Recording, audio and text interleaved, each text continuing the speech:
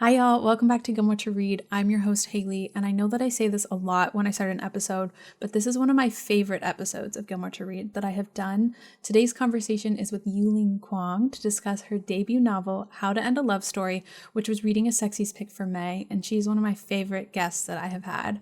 From her bio, Yulin Kuang is a screenwriter and director whose credits include The CW's I Ship It and Hulu's Dollface.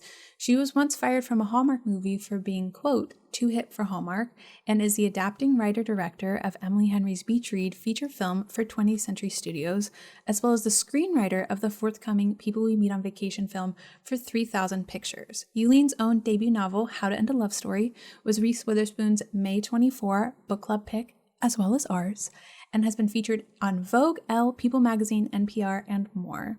In this episode, we talk about how deep her love of fandom runs, which of course includes Gilmore Girls, what it's like adapting Emily Henry's novels to the screen, and of course talk about her book, How to End a Love Story, with a spoiler chat at the end.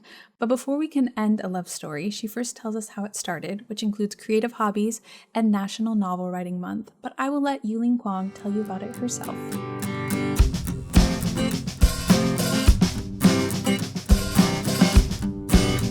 I was really glad that I got to see you in conversation with Emily Henry in April, actually, because you said something that made me feel like I've never had a unique experience in my life. And that was that she explained or described you as being kind of like chill. And you were like, oh, actually, I have a list of like small talk topics sitting here, like small talk with Emily Henry. And that's how all of my author interviews start.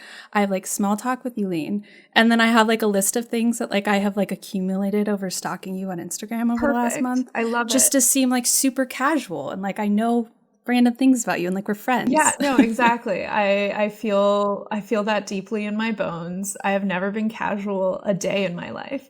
And I really respect and admire the casual girls movement, but that's not me. That's not me. Couldn't be me. No, would love so for I it have to be me. So I have some things that just popped into my mind just casually right now about you that I might just ask. Okay, great. That I did not make a list of beforehand. Perfect. And the first was actually both me and a book club member asked about this, but they wanted to hear about your ice skating journey and how it's going. Okay, so for anybody that does not know, I am an adult figure skater, which means that I did not figure skate as a child. I desperately wanted to. I was like very obsessed with the 1998 Olympics. I was rooting for Tara Lipinski and Michelle Kwan. Like, wow, consumed me. Desperately wanted to skate. My parents were like, "Oh no, honey, that's not in the cards with our family finances." And so I was like, right, cool. I kept watching the Olympics like through all my life. I just love the Olympics. I love excellence. I love people who are driven towards like a psychotic level of excellence. And so I would watch, I think it was like the 2010 Olympics. That was when I first discovered like Tessa Virtue and Scott Moir, who are these Canadian ice dancers who are, I think, the most decorated Olympic ice dancers in history. But so in the year 2018, Tessa Virtue and Scott Moir were coming back to trying to the Olympics for a third time. And the internet was very obsessed with them. And so they came back into my sphere of influence. And I was like, what if I looked up figure skating lessons, because I had like disposable income for the first time in my life as an adult. And I feel like the thing you do then is, what did I want when I was a kid? That money was the factor. 100%. That like really what it feels like to be an adult, like at this age of like just reflecting back on like what you needed then. And you're like, I'm going to provide for my inner child now. I'm her new provider. Exactly. And so I found a figure skating coach. She was the body double for Moira Kelly in The Cutting Edge, which was one of my all-time favorite figure skating movies. And so I was like, this is perfect. I started skating. I honestly wasn't sure if I would continue at first, but then I kept going. I also went to like these lessons, and then I started like making friends in like the group classes. And it became this really fun community of adult figure skaters. And also for me, it was good because I think I had never had a hobby before that point, which is weird to say. It was 2018. I was 28 years old. And I think I have always been the kind of person who I've been pretty sure of what I wanted, and gone after it with, I've been told like scary levels of intensity. And so if you had asked me in my 20s, do you have hobbies? It would have been like, yeah, I have hobbies. I watch like reality TV shows. I read romance novels. I both good love hobbies. going to comedy shows. But all of those are work. All of those are actually research. All of those circle back to the thing that I do for a living, which is write and tell kissing stories. And so great job, by the way. So I think what the figure skating really provided me was an outlet that, I'm never going to be an Olympic figure skater. I think it's too late for me now. And I'm also never going to I'm not going to make any income as like a figure skater. And I was bad at it. I was really, really bad at it. I kept falling. It was embarrassing. I would watch like these children skate laps around me. And it was kind of freeing to still try to get better. Cause I think I had the type of like upbringing and maybe just personal drive mentality where if I wasn't able to be excellent at it, then what was the point? And so what figure skating really gave me was a way to, one, start exercising more, but also stay invested in the exercise because I was watching myself get better very slowly. And that feeling felt so good. And so how is it going now? Okay, so I started in January 2018. It is now May 2024. I really want to land a single axle. That's kind of my personal journey. I am not there yet. I still have like about a quarter of a rotation in the air that I need to get. So an axle is 1.5 rotations in the air. And I can get about like 1.25 on a good day. But, I'm on the harness. I try. I take lessons. Yeah, I like that you post your falls on Instagram because you did that this morning. And it feels good to get a fall. I feel like it's like healing. Yeah, it's what I've been told is that a fall means that you are pushing the boundaries of your abilities. And so that is always a very good thing for me. Plus I was a very careful child. so I never like broke any bones. I got stitches exactly once in my life. And yeah, so every time I fall, I feel like I'm kind of like making up for a lack of them. Like all the skin knees you didn't have as a child. Exactly. No, I love that so much. I feel like we need to like, as like perfectionists, recovering perfectionists, we need to have more hobbies where the intention is not to be the best at it. Like, I feel like that's like just like so important. That was like me. I got really into bracelet making after the Taylor Swift concert. So now like my like quote unquote hobby is what I call Haley's beadery, where I just make bracelets. I'm not doing it to... There's no bracelet making Olympics. Them, or are you? I'm not selling them, but I keep joking that I'm going to because I call it Haley's Beatery, but like I'm making them to like give at our live shows. Oh, that's great. But yeah, or like whenever I go to a party or something, I just show up to it with whoever the hostess is with a bracelet for them for whatever occurrence or like thing is going on in their life because it just like it's fun. It's something that I enjoy doing. And it brings you joy. Yeah, exactly. And that's great. And then once you turn it into a business, it becomes something else, which is why exactly. But if you want to do the side hustle thing, like, why not? Chase your joy. Yeah. No, it's more of a joke that I always say like Haley's Beatery coming soon. But I can't do it. I can't do that. But no, I love that so much about ice skating. It makes me want to do something like that because I always wanted to do that with, like I also am obsessed with the Olympics, like movies about prodigies or like romances about child prodigies. That's like exactly my thing. But I was like a swim enthusiast, like Michael Phelps. I was like, I could get in the pool and do that. I remember his wingspan was insane. I know. I'm 5'3". I can see the graphics that NBC would put up on the screen where they're like, this is a normal person's wingspan and this is Michael Phelps's wingspan. I was like, wow. You're like, why doesn't he just fly? But yeah, that was always mine. I was like, if I can't get in the pool and be him. So maybe that's what I do. Yeah. Maybe my ice skating will be swimming and I'll see what I can do with swimming in the 5'3" body that I don't have a Michael Phelps body. But, we'll see what happens. My next thing I wanted to ask you about was that you went on tour with Tessa Bailey, which feels like your debut or like foray into publishing into books was like escorted by like the I guess if like we could like compare it, I'm really into The Last Dance lately, so it's like it felt like you were like guided by like Michael Jordan and Scottie Pippen into romance, having like Emily Henry and Tessa Bailey like kind of guiding you into this. So what was that like to go on like your first, I guess, like real tour with someone like her? Oh wow, it was really cool to watch Tessa Bailey at work, because I think when I thought of authors at work, before I had entered this sphere, I always thought of people who were, you know, they're clutching their teas, they're burning the midnight oil, they're sitting at their typewriters. There's always a typewriter in my head. Glasses. And glasses. There's usually a cat, and that's the work of an author.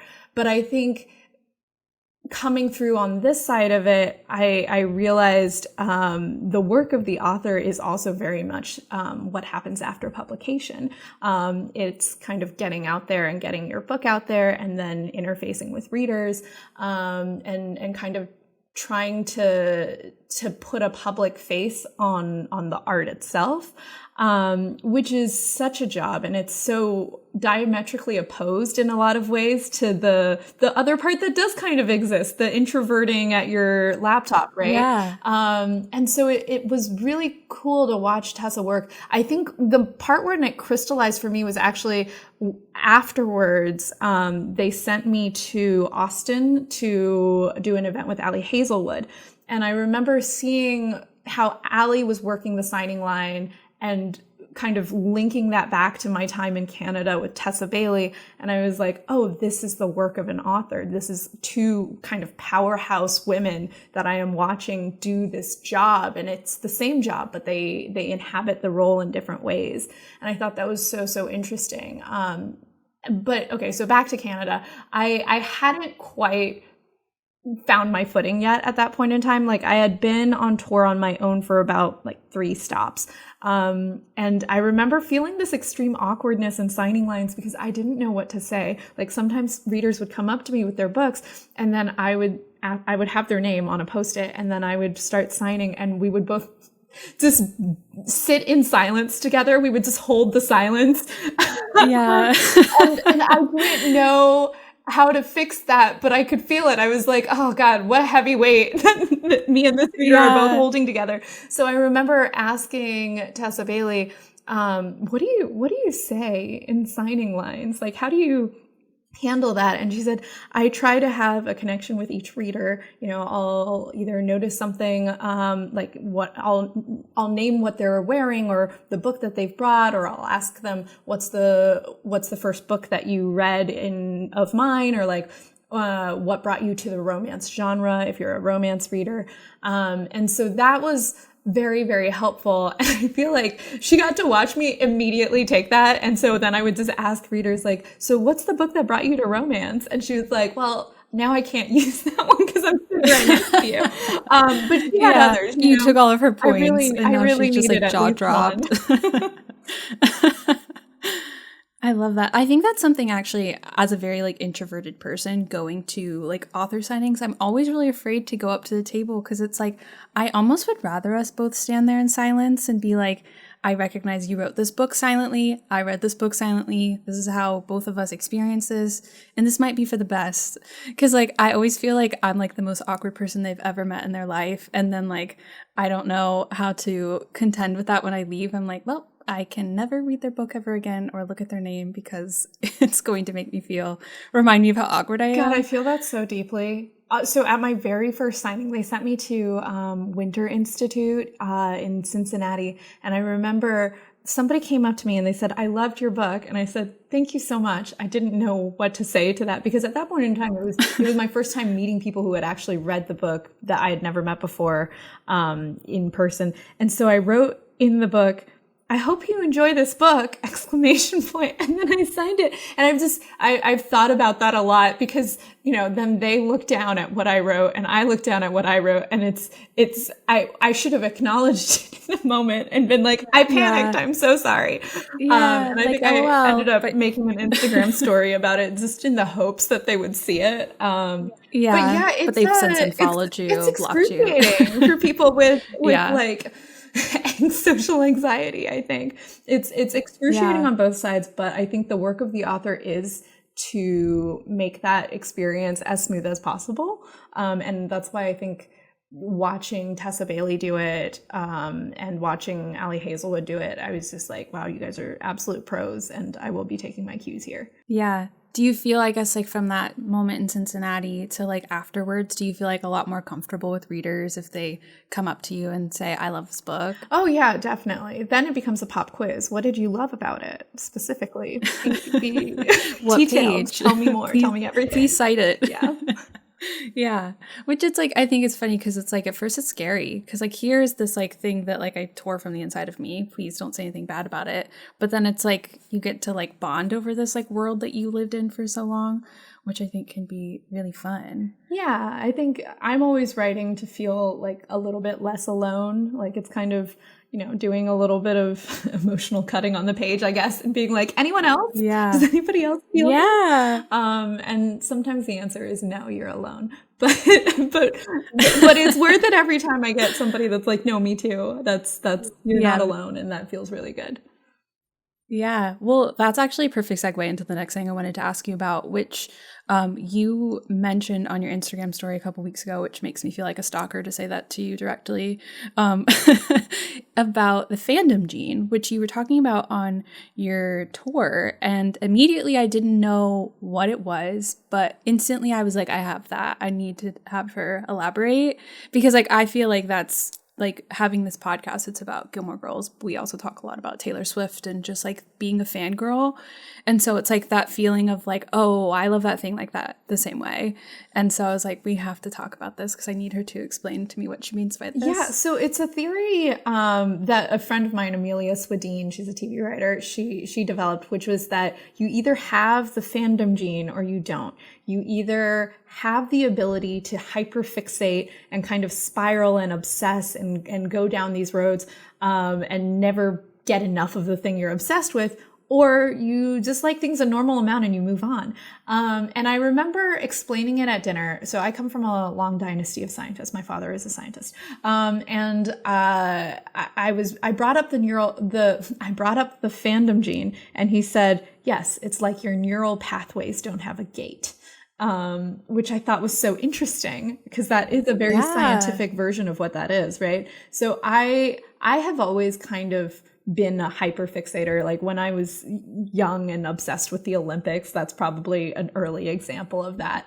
And then eventually I found my way into fan fiction and fandom spaces. And then I kind of, in my 20s, so I have a past as a YouTuber, where I was creating short films and web series and things and putting them online. And then I used kind of my background in fandom where I created this thing called the fan canon experiment, where I would invite our fans to write fanfic or post their headcanons or fan art. And if I reblogged it to the show Tumblr, then it became part of the canon. And so it was like being on the other side of the fan creator divide and then weaponizing fandom for storytelling purposes, which was very, very fun for me. And so I've been in fandom spaces pretty much all my life. And I think a lot of, I take breaks from it sometimes, and it feels like every time that I am taking a break from fandom, I've somehow convinced myself, no, I'm not capable of hyperfixation anymore. Like that's just not a thing that I do anymore. That was like a younger me. And I can tell you right now with like clear eyes, no, I don't think I'll ever be able to release it. It's just a matter of like, how am I doing mentally a little bit? Because I think when I am in a healthier space, sometimes I do find it harder to hyperfixate as much as I did when I was younger. But if I am going through something, if there's things I'm avoiding, if I'm a little bit overdue for a therapy session, I'll suddenly be like, oh, I could book that therapy appointment, or I could read like this 300K word Dramini fic, and that'll please me. This is the same. That'll bring me the joy that I need. So it is, maybe it's like some sort of like self-preservation thing there. I don't know. Yeah. I feel like you just described so much of me to me, and like that's just like the feeling of like, oh, I am not someone who hyperfixates anymore. I am cured. Like that was past me. And then just like something happens and suddenly I'm like 5 books deep into a cowboy romance series and I have not looked up in 2 days. So I totally relate to that. I just find different ways to express it over and over, I think. Yeah. What are the fandom, like the biggest fandoms that you've been a part of that you find yourself obsessing with? I guess like from childhood till now, or like the big that are at the formative forefront one now. is Harry Potter, which I know comes with this massive disclaimer about the author now. And I don't like to give somebody that bigoted any more airtime. And like the beautiful thing about fandom is that it belongs to us, the fans, right? So back to me. The thing that I was drawn to in the Harry Potter fandom was initially the Marauders era generation. It was the parents' generation. Of course. So I was writing a lot of Lily and James fanfic. And since I was part of the generation that grew up with the books as they were coming out, I remember when the 6th book came out, that was when Harry and Ginny became canon. And I was very dissatisfied with how it was handled in the canon. And so I went off and I wrote like a whole slew of one-shots, kind of trying to explain that relationship and explore that dynamic. And then I could feel myself getting better and closing the gap between my taste and my ability with each one. And so I remember making this deal with myself where I was like, okay, if I can get my Harry Ginny one shot on the end of year like top 10 list on this live journal community, then I will have a career for myself as a professional writer. And then I did, and I do. But that was like a very clear moment for me. And I think I had started reading some like Draco Ginny as I was on my way out of fandom, because I think that is a thing for young women, especially maybe, where you have the hero of the piece and then you start to wonder about the anti-hero. And so I started to explore Draco Ginny, but I didn't write any. And then I went to college and I kind of didn't partake in fandom for a while. That was me going through my like, no, that's like in the past. So you go to college and you're like, I'm serious. I'm a serious, like I'm trying to do all of these things. But like, you know, my my live journal icons were all the Gilmore girls watching TV. Back then they had like the mood. You could choose your mood on live journal and it could all be from like some sort of specific, like the base set was emojis, but you could also upload a bunch of GIFs and turn it into like a very specific thing. Anyway, my mood set was all GIFs from The Office. So I was definitely like in fandoms without participating in them as much as I did the Harry Potter fandom. So I read a lot of fanfic for The West Wing, I remember.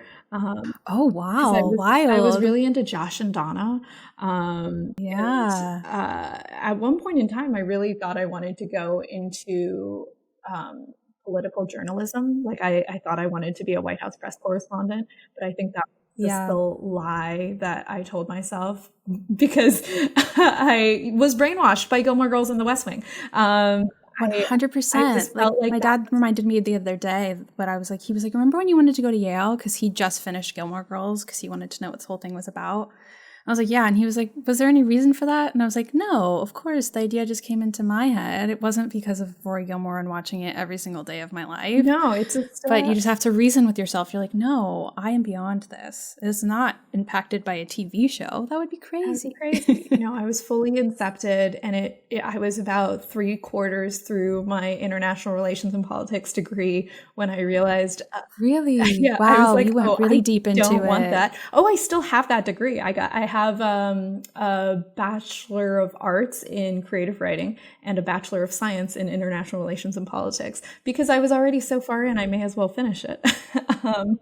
So you're going to like come up like your next story is going to be someone in international relations? Maybe. I don't know. I did start rewatching The West Wing last night and I was like, is there anything here? Do we want to go back to this? Yeah. Could they kiss more? Yeah, right. I love that so much. I also love that, like, speaking of like the fandom gene in general, that y'all you and Tessa Bailey listened to the Tortured Poets Department with like the last readers at the signing, because it just felt like that was girlhood, that whole moment. It was very magical. I remember just like taking photos of it on my emotional support which camera. I love your photo diary that has come from the tour too. Oh yeah, the reason I've been doing it is kind of because when I was a YouTuber, it was because I was making short films and putting them on the internet, and I very quickly realized that nobody would care about the stuff that I was putting out there if they weren't already invested in me personally. And so I started vlogging, and I would create these kind of like film journal-y things of the behind the scenes. And I enjoyed doing it, but I realized pretty quickly that it also was taking up a lot of my time, you know, gathering the footage, editing the footage, coming up with this pithy voiceover to go on top of it. And it also felt a little false, I think, as a result of that, because it was so packaged. And so I stopped doing it, and I kind of stepped away from YouTube to focus on my career that I have now. But then I recognized that I started to miss the training that my eye had when I was kind of documenting my life that way, because I think I would look for details that my eye was drawn towards. And I think as a director, that's very good visual training in like my day-to-day life. So about like a year ago now, I think I bought a film camera, like a nice one, and I got a good lens for it, and I started taking pictures and then slowly sharing those. And I think it's been good for me in the sense that, one, it forces me to slow down before I share things, because I think there is a disposable quality when we just share things instantly off of our phones. And then two, I think it was good for me because I got to go back to what I was doing when I was vlogging, but in a much more sustainable way. So I shoot on film, and the reason I shoot on film rather than digitally is because I don't want to think too much about the image. I don't have that kind of time. And so I click through an entire roll. I drop it off at my film development lab. And then they come back to me with the scans. And then I look at it as, if I get one or two good shots per roll, then it was worthwhile. Because I think before that point, when I was shooting on film, it felt like every single shot was so stakesy, and that's just because I think film is expensive, obviously. But once I started thinking about it as like, well, this is also kind of my job. This is a way to train my eye. Then I could kind of justify, okay, let's be a little bit more disposable with these, and just try and capture a view of the world. And so that's been very fun.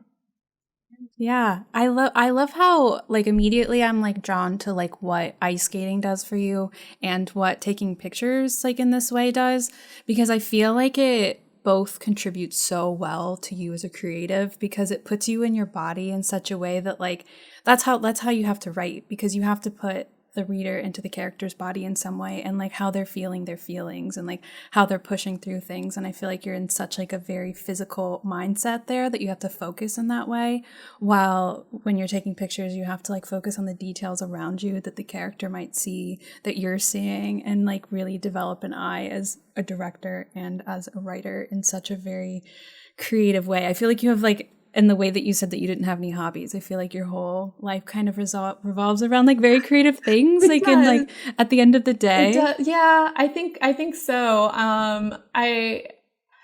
The being aware of my body is a thing that I think I had to come to much later in life, because for so long I felt very removed from my emotions. And I remember the first time I think I encountered a TikTok that said something about how do these emotions feel in your body. And I think I loved it so much I put it into my book, because I had never thought about it in that way before. Yeah. I mean, a little bit. Like I've done therapy where I think it's called EMDR, where you kind of have to like butterfly tap yourself and come back into your body. And I think I put that in the book too. I just put everything I liked into my book. Yeah. Because I think it is hard if you don't have a lot of practice in examining those things. I've probably constructed my life in a way to bring out those things that I don't think I'm naturally good at.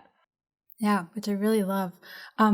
But speaking of, you were talking about being a filmmaker, you're a screenwriter, but you, and a hobbyist, it seems, but you ended up writing a book. And it seems like it started with like the fan fiction origins of like crafting your voice and figuring out like the distance, as you said, between your taste and your ability. Was all of this leading towards a book, or was this like, did this happen just by happenstance that you found the right story, or how did you end up, I guess, migrating from screenwriting to writing a book? Yeah, so when I went to college, I was studying screenwriting, and I also took fiction classes as well, and it felt like a little bit of a toss up. Where am I going to go if it's not going to be the White House press corps? And I ended up going towards filmmaking because in my junior year, I had at that point in time been writing all these screenplays and handing them off to other people to direct, and they kept fucking it up. So I was like, I'm going to do it. And I really fell in love with it that way. And so I kind of ran towards Hollywood and didn't look back. And it's a hard career to get into, you know, every movie, every TV show you watch that's made by somebody, that jumped through a lot of hoops just to get it made, I think. And so that took up a lot of my energy for probably the last decade. And then I in about like October 2021, I was in the throes of adaptation. So I was working on People We Meet on Vacation by Emily Henry. I had been tapped to take on Beach Read, also by Emily Henry.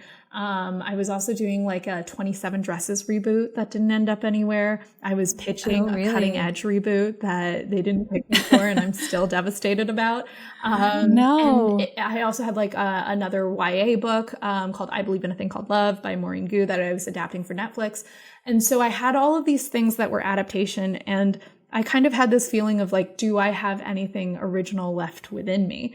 I was thinking about writing a screenplay for myself to direct as my feature like debut, but it was October, and so National Novel Writing Month, November, was around the corner. And I remember scrolling through Instagram and seeing an ad that one of my favorite romance novelists, Sarah MacLean, she was advertising a romance writing workshop that she was doing. And so I signed up. It was $50.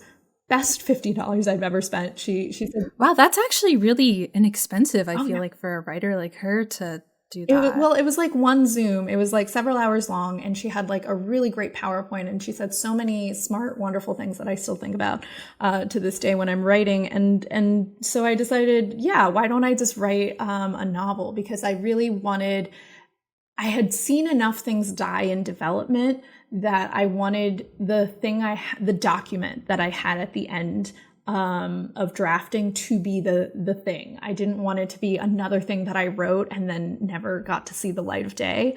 And I also wanted it to be something that felt original to me. So in the marketing of my book, How to End a Love Story, they've leaned very heavily on the fact that I am adapting Emily Henry. And I completely understand why. It makes a lot of sense. But sometimes I do worry that it creates an expectation in the reader that it's going to be a read-alike for an Emily Henry book. I worry that those readers are going to be disappointed because I went into... No, can I tell you, as someone who like has a book club, who like, you're trying to like compare books. Like as I was reading this book, you're like, this is the first time I've ever like read your voice before. I naturally like lean towards comparisons because I'm like, is this like Emily Henry? Because that's of course like where a lot of it's being sold. But I'm like, okay, is this like Carly Fortune? Because she has a really concise way of conveying things. But then there's this like really like romantic aspect of the writing that felt like Olive Blake. And as I was making my way through it, none of them felt like they fit because it was like the first book in a while that I felt like she knows her voice. Like this voice is so completely Yulin Kuang. Like I know that like as I like make my way through this that I can't make any really true comparisons to it because your voice is like so singular that maybe like the pathway into it might be this thing that's like of course, Emily Henry. She's like the most prolific romance writer right now, that like to be adapting her movies, I just felt like, as someone who's like Beach Read's biggest fan, when I heard that someone was adapting this movie, I was like, no, I felt sick. Please don't. But after reading your book, I was like, okay, she can do it. If anyone can do it, it's her. Because like I feel like the thing about adaptations is like you have to let go of the thing that you love and let it be in like the style somewhat of the person who's adapting it. And I felt like that there's enough comparisons that you can make of like the depth of the romance that you can make comparisons to her writing. But your voice is so singularly yours, and like I don't know, immediately I was like, no, don't feel that way. You have a like unique voice that I absolutely love, that like on page 1, when she says something along the lines of like she wished that she was Catholic for the vibes, I was like so down bad. I was like, I'm ready for this story. I don't care what happens in it. I just love her voice so much. Oh, thank you so much. Yeah, that is... Sorry to aggressively give you a compliment. No, I love it. I love an aggressive compliment. It's my favorite kind. Yeah, I am really grateful to the readers who are able to come to this and then read it as a work unto itself. Because I think I was trying so hard to see if I had something original within me with this, and kind of like excavating that out, that yeah, sometimes what I have learned is that nuance gets lost in marketing, and I think sometimes that link gets leaned on so heavily that it is just like I wish there was a way to say through marketing, like, yes, I'm adapting Emily Henry, and also I am not trying to be Emily Henry, like, at all. Of course, no one can. But yeah, it's I think I had like the realization that maybe a Emily Henry hero has more in common with a Yulin Kuang heroine, and like vice versa, because when I'm adapting her, I have a tendency to gravitate towards the heroes. Like, I love Alex. He's like a real cat man. Yeah. And I love Gus because he's just like this grumpy, cynical dude. And I resonate with those types of prickly, complicated people a lot. And then her heroines are these like rays of sunshine, and that I think is an area that I ascribe more to the hero in my work. Yeah, that's so true. Like, I feel like Grant and January have a lot more in common than Helen and January. Yeah. He's a soft boy. He's a soft boy, yeah. They would get along. I feel like Grant would get along with like Poppy and January, and I feel like Helen would get along, or like she would run in literary circles that would run into Gus, or like. Which one is your favorite of Emily Henry? Well, it was Book Lovers, it makes a lot of sense for me because when I think a book is perfect, I can't adapt it, because I'll just be like, oh, you should just shoot the book. Just shoot the book. And of course you can't actually do that. But I absolutely loved Book Lovers. And I think that's also because the heroine of Book Lovers is the prickliest, I would say, of all the Emily Henry heroines. But I also really, really loved Funny Story, the most recent one, because the hero of that one, he is just so pathetic. He's just like a floppy nice boy. We meet him when he's just like so devastated and brokenhearted, and he's, stoned out of his mind for a lot of it. And I just love a man who is suffering. So I really enjoyed that one. Yeah, me too. Now that you mention it, I really do like that. I really think that's maybe why I like Grant so much, which someone's question was not a real question. They just said, please tell Yulin that I'm absolutely in love with Grant, with a series of heart eyes and crying emojis next to it. So I will offer that to you. Thank you. But there was actually something I wanted to ask about the difference between screenwriting and novel writing, because we were talking like a lot about like having your emotions in your body and having to figure out what that is like for the character. Because like in some way when you're writing a book, you get to like not only be the screenwriter, but you get to be the director and the cinematographer with the way that the light might fall on their face or the way that the blocking is, which like in the writing of this book, you can 100% tell that you're a director because they're blocked so nicely. Like when they're in his office, like she's so particularly sat, he's in one particular place. And I was like, I can see it. I can see it happening in her mind. But there's this like also kind of fear of it because you get to like decide everything for them and exactly how it looks, but the reader's still going to see it differently no matter how precisely you put it on the page. So I guess what's that emotional difference between sitting down for to write a screenplay and to write a book? I think when I'm writing a screenplay, it's not that it's unemotional, but I think I resonate with something that I think Grant says later in the book, where he has constructed it so that he can't get writer's block as a screenwriter, because you're essentially trying to create the conditions of zero surprises for yourself. So I outline it very extensively, and then I just kind of work off of my outline, which includes a lot of like the joke beats, the dialogue beats. I know everything that's going into there. With the novel, I think there was a lot more room for surprise. Like I had a rough outline, but I think scenes have a way of like turning into thoughts that blend into a memory that turns into a flashback. And so there was a lot more of that in the book. And so I feel like I ended up putting a lot more of myself into the book. And so I think it was more emotional. Like I could feel myself resisting writing certain scenes. And then that would be when I was like, okay, I think growth means leaning in and writing that scene that I'm afraid to write.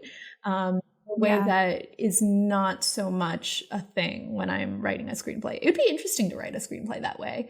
I don't know if it would be very good, but might as well try. Yeah, maybe that might be a fun experiment for myself. Yeah, I do like that you say that, like, as you lean into something and you're like, oh, I'm resisting this, you're like, oh, that probably needs to make it in because that hurts. So that might affect the reader. That might hurt them too. That might make them say me too. Yeah, exactly. And it probably did. Someone asked if you write chronologically or if you skip around when you write.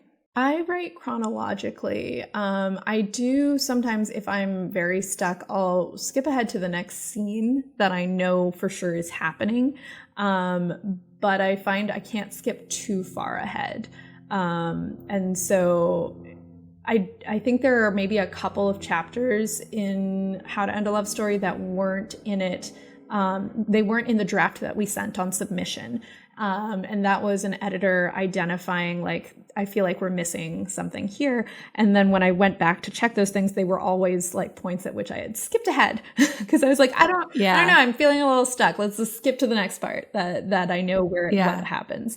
So there's definitely like at least I think 2 chapters that are entirely thanks to my editor, Carrie Farron. Yeah, for making you dig a little deeper. Yeah.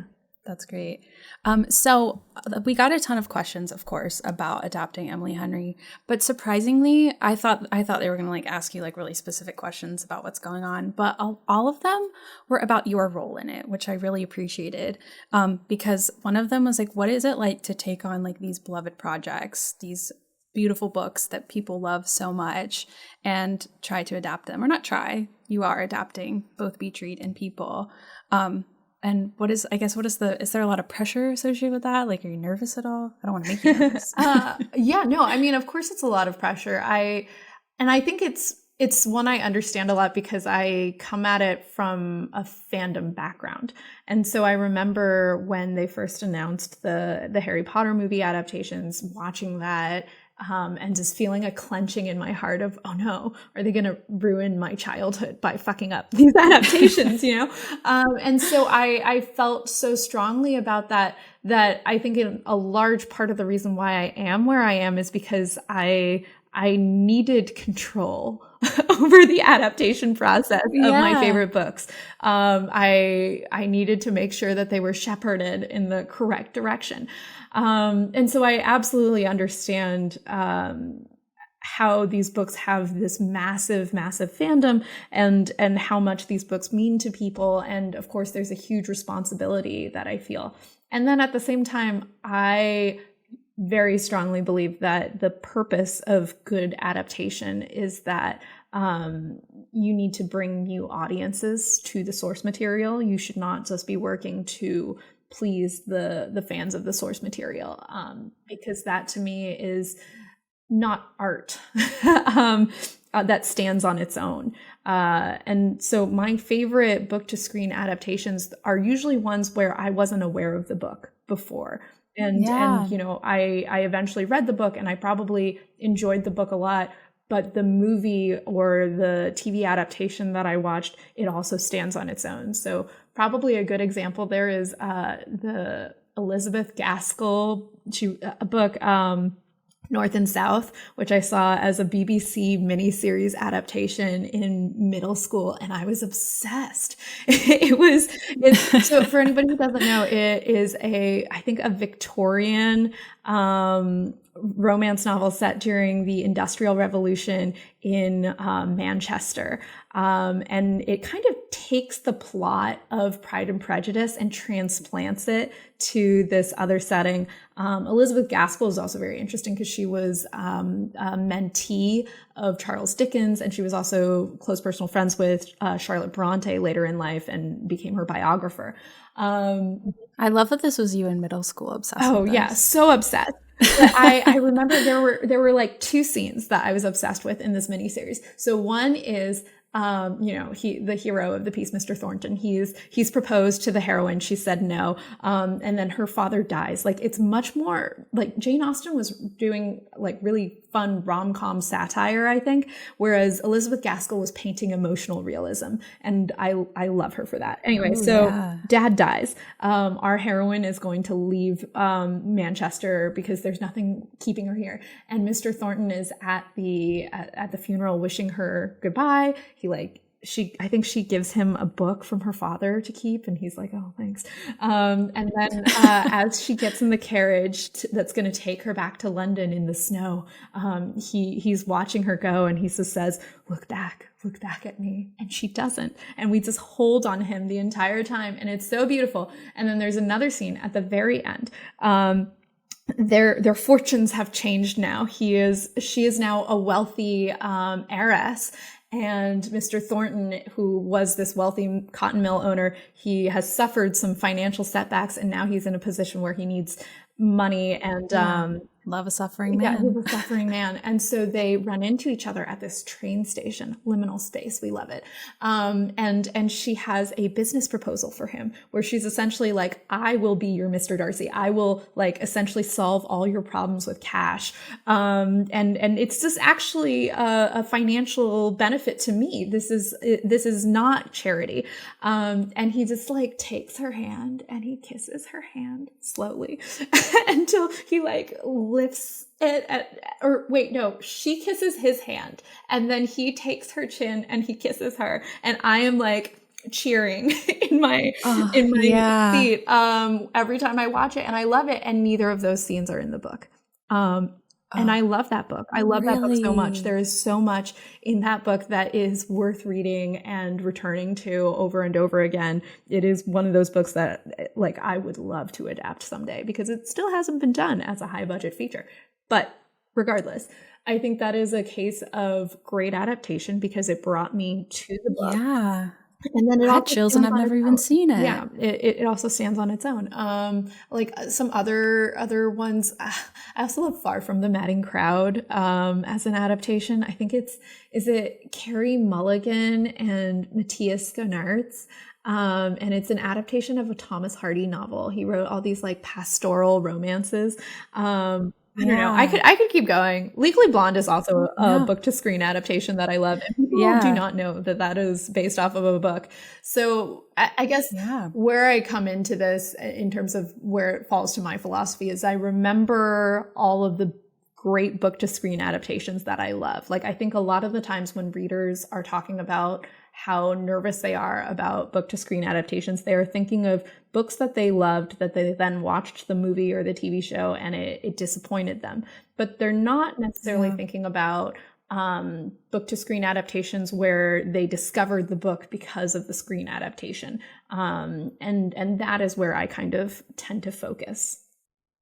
Yeah, no, that's really interesting. That immediately made me think of like all of the, I guess, like adaptations that I I maybe even didn't go back and read the book because I loved the movie or the show so much. Because, like, admittedly, I've never actually read Normal People by Sally Rooney because I loved the adaptation so much. And I'm like, ooh, I worry. Yeah. I worry if like how I would feel about it. So I like haven't actually. I will eventually, but It was good. I It was. really like that. I also came to the adaptation first, and then I went back and I read the book, and I loved the book. So for what it's worth, Yeah, and I think that's a thing of like it's two different mediums. You actually had a Instagram post, I think shortly after it was announced, kind of like calling to the fandom and kind of asking readers what they loved so much about it.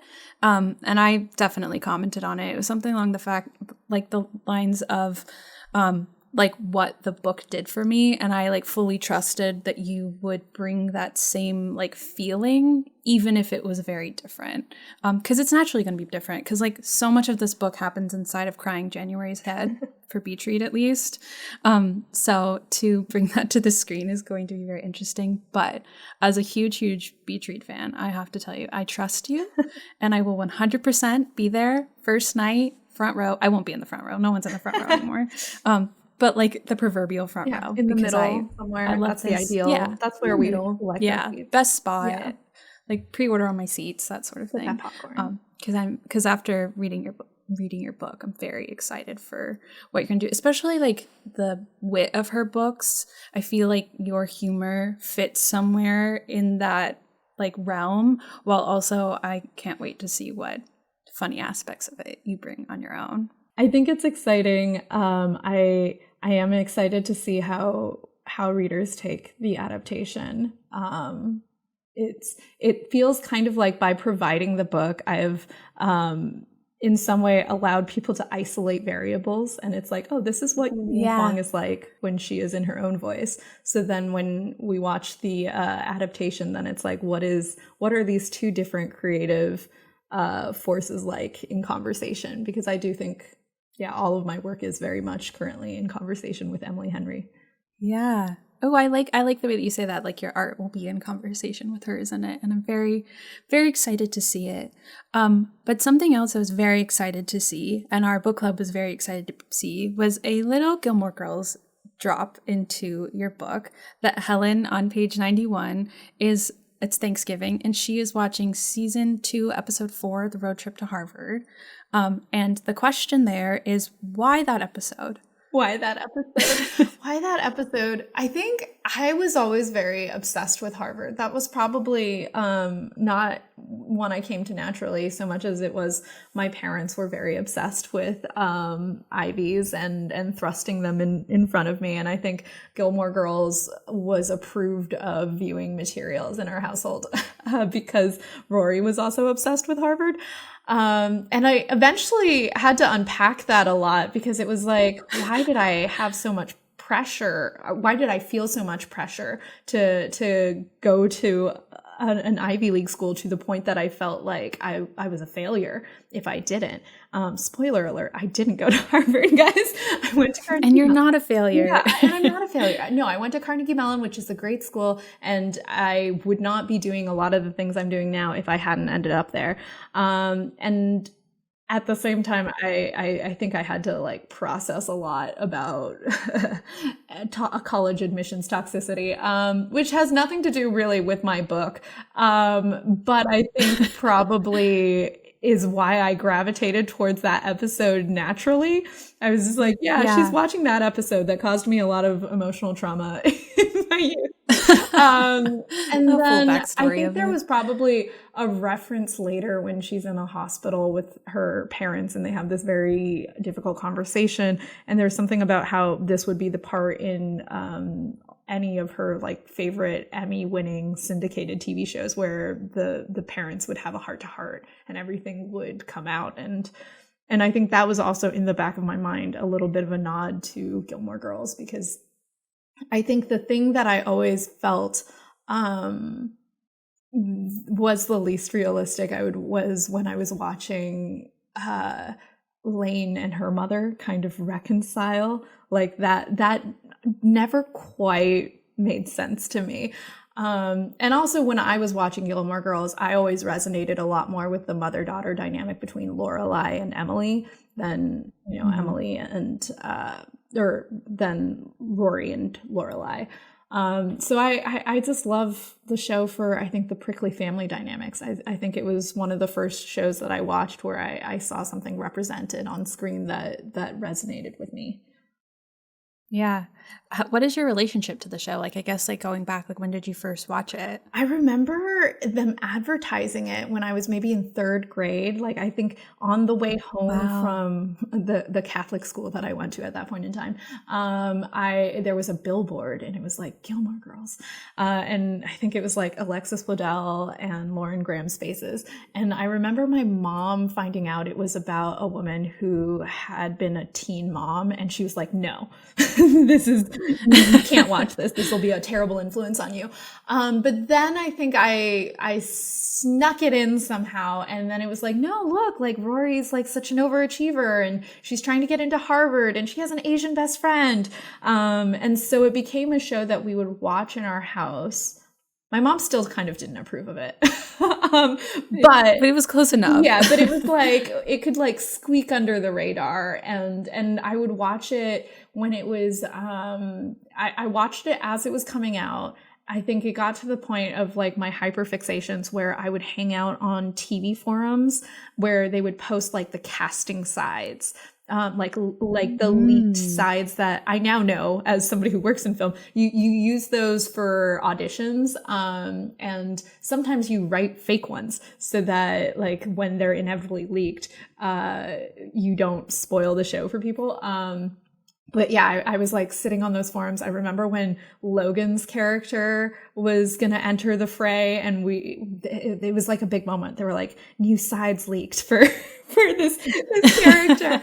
So there was a lot of, it was like a fun fandom to track because there was just so much going on. I also remember the rage when we found out that April was going to be a character because I think fandom, we have a tendency to turn on new characters. It's like you come in, this is your family, and then when new characters are introduced, it feels like a kind of like, well, who are you?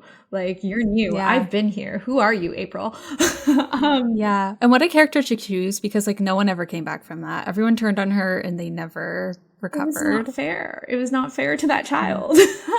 Yeah. So yeah, that was kind of my relationship with Gilmore Girls. I think it provided me a lot of moments of feeling seen.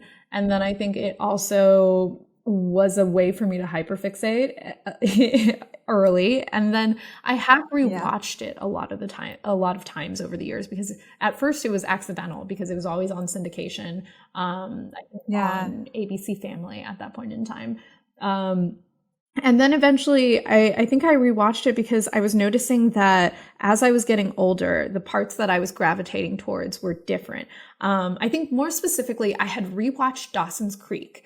And I had been kind of a Joey Dawson girl when it was first coming out. Yeah. And then when I rewatched it, I was like, wait, but Joey and Pacey is actually far more compelling to me. And I was kind of curious if I repeated this experiment watching Gilmore Girls, would I feel the same thing? And the answer at that point in time was yes. Like I had gone from kind of a Dean and Rory girl to interesting. To a Rory and Beth hold it girl. Against you. And so that was interesting. And then I went back and I rewatched it with my husband.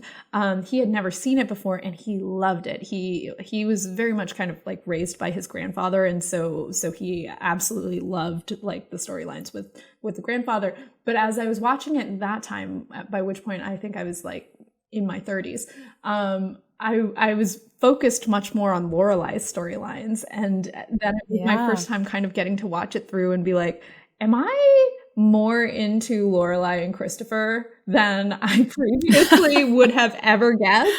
And so that was the chemistry. It's been an interesting show for me because every time I come back to it, I feel like based off of where I am in my life, I'm getting something different from it, which I think is always my favorite thing about revisiting media.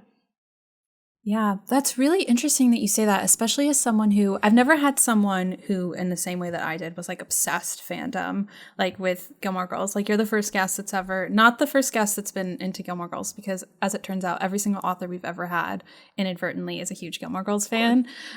But you're the first one who's been like into the fandom, because I read so much Gilmore Girls fan fiction during that time. I was like, I wasn't in like the TV forums, but I was like on the other side of it. So like that's really exciting to hear. But it's also very interesting that you have like kind of changed your perspective on it, because not that I haven't, but like I'm a really big Team Logan person, because I actually started watching the show on the WB in season 5 for some reason. Just started there, and then like I picked it up on ABC Family, and I never actually saw the show all the way through until like 2008 when all the box sets were out, and I was like, oh, this makes a lot of sense now. But I was like so into Logan, and that's never changed for me. But now as I watch it, I think that like it was just like I zeroed in on him and I never let go ever. So that's me and Buffy with Buffy and Spike, where I fell in love with Spike and then I went back. But okay, so I am curious, when you went back and you watched it from the beginning, were you just waiting for Logan to show up, or were you 100%?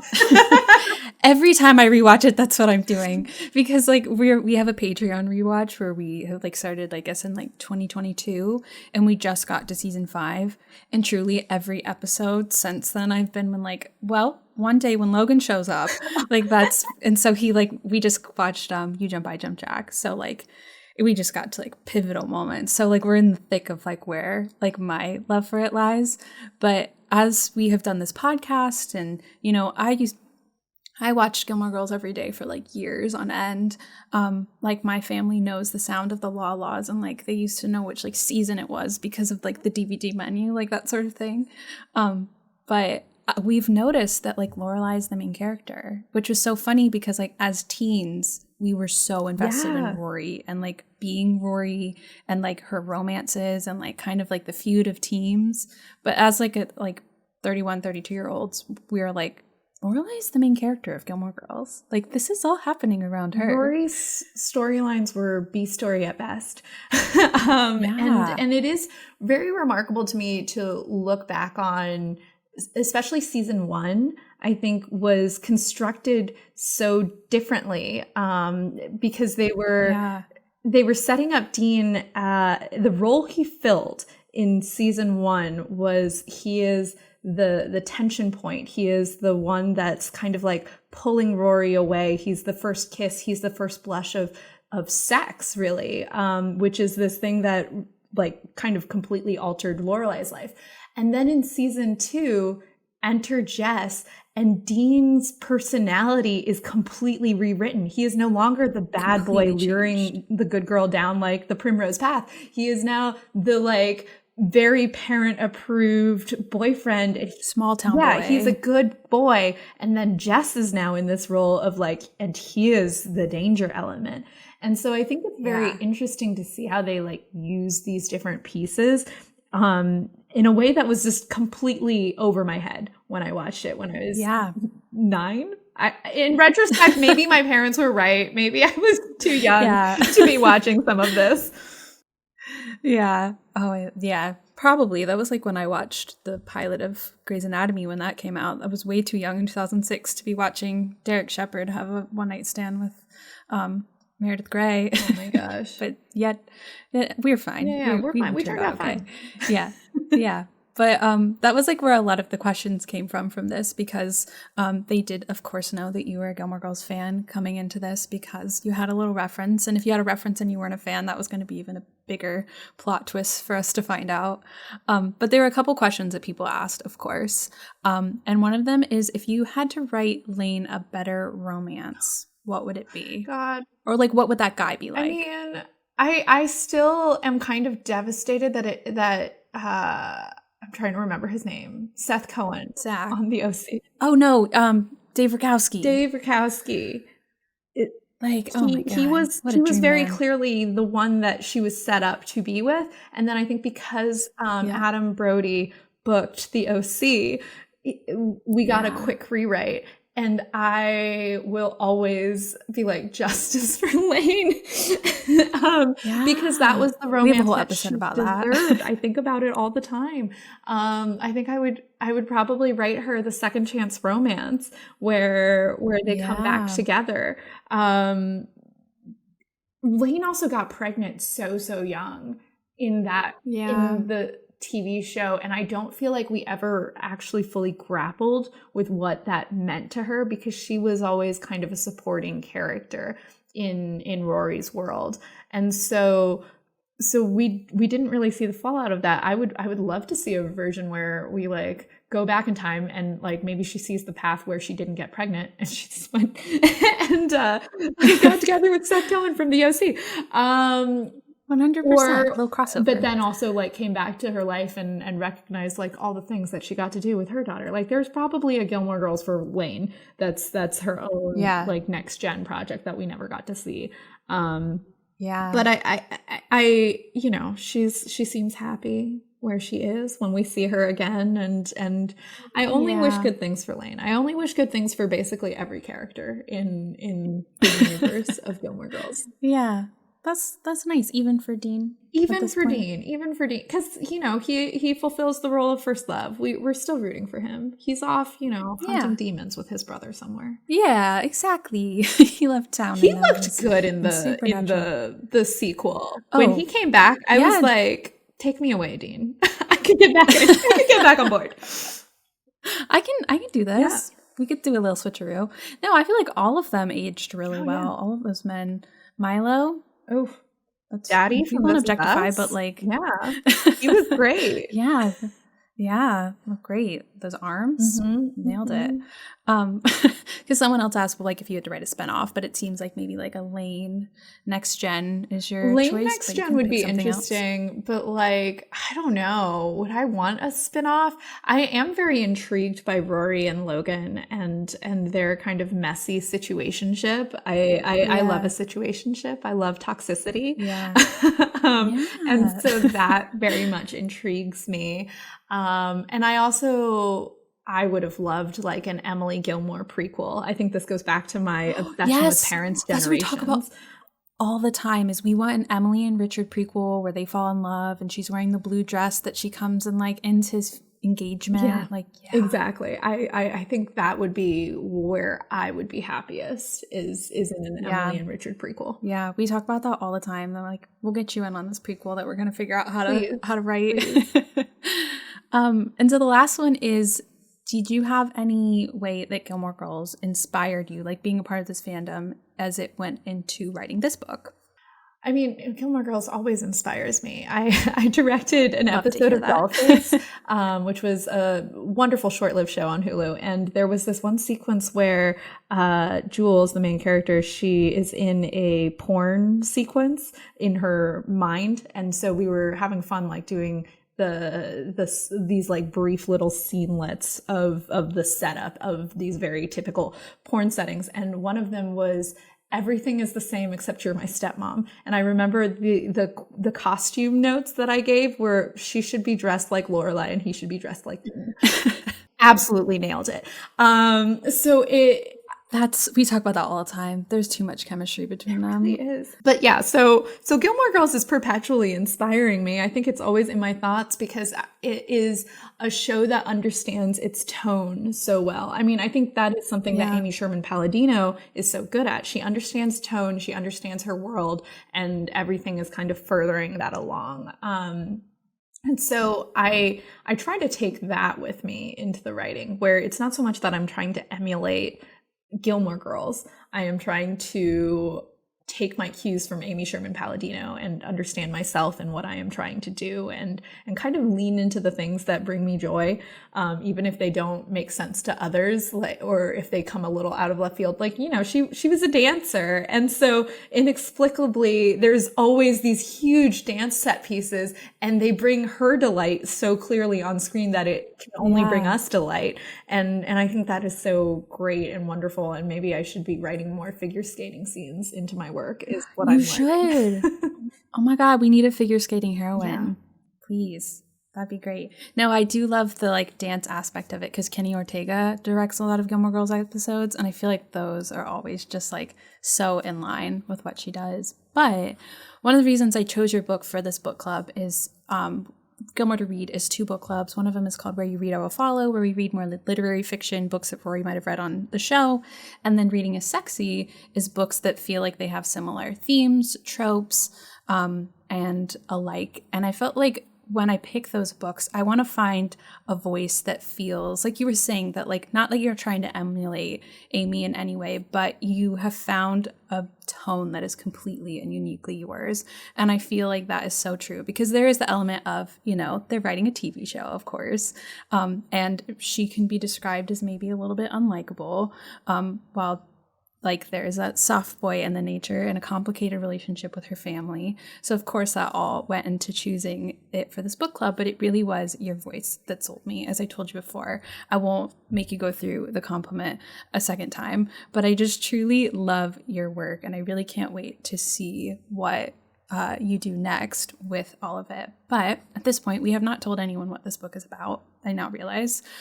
So if you could give us a brief synopsis of How to End a Love Story for anyone who has not yet read it. So How to End a Love Story is, I would say, a meta-romance about a screenwriter and a novelist who knew each other in high school, and they were connected by this very tragic event. And then 13 years later, they find themselves in the same TV writer's room for the adaptation of the YA author's books. Yes. And then romance ensues. And it really is like, it's such a hot book. Like we could say it's like a hot book in the sense that it's very popular, but like it's a hot romance and it's so angsty and I just absolutely love it. And we will now be moving into a spoiler chat. So if you had not read this book, feel free to pause the episode, read the book, and then come back. And then we will welcome you back because you have now read the book or you have already read the book. From the first page, I was down bad for your writing, but what I want to know is what your reaction was to Guilty as Sin when you heard it first on the Tortured Poets Department, because there is a little bit of that like completely translate to the book. So I was like walking. So when I first heard the first couple tracks of the Tortured Poets Department, I was in the Calgary Library, and then we obviously could not listen to the entire album all the way through while we were there because that would have been very rude to the people who needed to leave. And so I was walking to the car when I started getting texts from friends that were like, have you heard Guilty as Sin? Have you heard it? And it was already, I was already aware of it. So when I got back to my hotel room, it was very late. It was a very late night. And I was like, maybe I'm just going to go to sleep. But I did feel like I needed to consume the album in its entirety in sequence also. So I didn't feel like I could skip to Guilty as Sin. And so when I listened to Guilty as Sin, I mean, I was like, oh yes, that is why I got those texts. This is the reason. It was, I enjoy that song a lot. It's one of my favorites on the album. Yeah. It felt like one of those things, like when I read that scene, first of all, how you made Expo Marker so hot. That was the first time that's ever been considered in a romance novel, I think. They should reach out to you 100%. But I read that and I was like, how dare she? I'm gonna get her on the podcast and make her apologize for that because that was amazing. That was so good. That was just such like a hot scene for her to go on a date with his address written on her. Like that was just great. And then when I heard that in Tortured Poets Apartment, and I was like, what if he has written mine on my upper thigh? Like Yulin knows. It was just so good. And it felt so like, not random is the wrong word, but I was like, what are the odds that this like little clip of this song would like relate so perfectly to a book that had just come out at this exact same time? Yeah, I feel like that's always a nice bit of serendipity. I was definitely looping Folklore and Evermore in the background as I was writing it. So it's very much I feel like one of her pandemic album type books. And I think specifically it was a lot of The One and Champagne Problems, and in the hometown chapters, Dorothea I was listening to a lot, and also Tis the Damn Season. I was about to say, but also Cowboy Like Me is one of the underrated ones in my opinion. I really love Cowboy Like Me. I love that one. Yeah, I can see that for the two of them too. Oh, I love that. I didn't realize that you wrote with music in the background. I always do, yeah. It's how I kind of distinguish the different projects I'm working on from each other. So I have a writing playlist for Beach Read. I have a writing playlist for, at that point in time, it was called Good in a Room. And so Which I loved that title when that came out. I do love the title of this. This is one of my favorite book titles, but I also really love Good in a Room and the cover the original cover that you had posted recently. Yeah, we had a different cover, we had a different title, and then we changed the title because basically we came to the conclusion if there weren't people on the cover, then we needed to indicate it was a romance somehow. And then we did that, and then they were like, but also we're going to put people on it anyway. We wanted to, sales had a lot of thoughts, and, there's probably a reason I don't work in sales. Their job is to... I can't think I don't know that I've ever reached for a romance and been like, oh, there's no people on it. Will there be a romance in this? It's I think it was very interesting going through the cover process and realizing how many associations I make about a book based off of its cover before I even reach for it. And so it was very eye-opening and interesting to watch the process evolve, because I think ultimately I'm always trying to so I call it the alpha Glinda tension, where I just kind of want to be a weird green witch, and then sales is like, but we want you to be popular. Then they wrap it up in this like very pink cover that I think sells rom-com a little bit hard for the book that I've written. I personally would not characterize it as a rom-com. And so it's very interesting to me how that process unfolded, because initially it was kind of like, no, we're open to like exploring something else and like trying something different. And then it was like, never mind, no. Like, actually, no, we didn't want to explore. We're just going to stay right here. That's so interesting, because I kind of, I feel like post-pandemic, post-book talk, there's this romance renaissance that's happening of like people aren't ashamed to read romance anymore, which is kind of what this book club is like, here's this one thing you like, let me force this onto you because I think you'd like romances if you liked Gilmore Girls. But I feel like it's kind of falling into two categories now.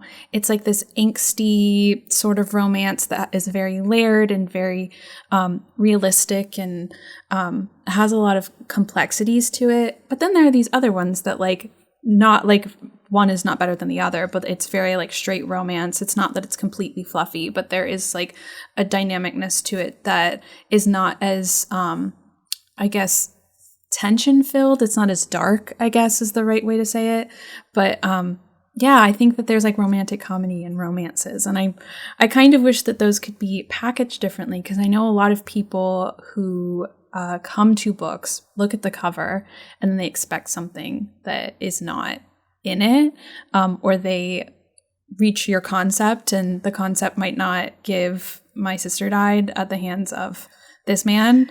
So, but it's still a beautiful cover. Yeah, no, it is. I think Alan Digman did a great job with it. I think it's this thing where in marketing, I think rom-com is a label that gets flattened into people think it can only be kissing and jokes.